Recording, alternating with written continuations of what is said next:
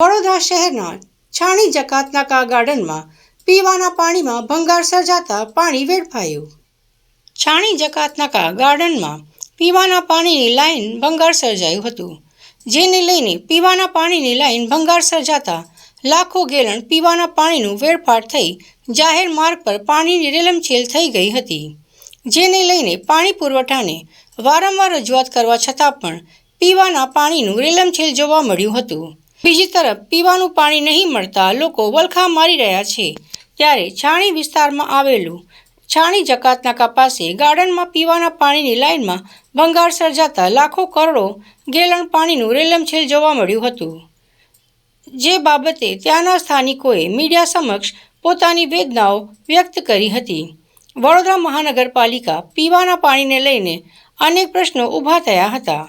હવે જોવું એ રહ્યું કે વડોદરા મહાનગરપાલિકા અને પુરવઠા શાખા આ પીવાના પાણીની સમસ્યાને કેટલા સમયમાં લાવશે એ જોવું રહ્યું। આટલો તૂટી ગયેલો છે, આટલો તૂટી ગયેલો છે।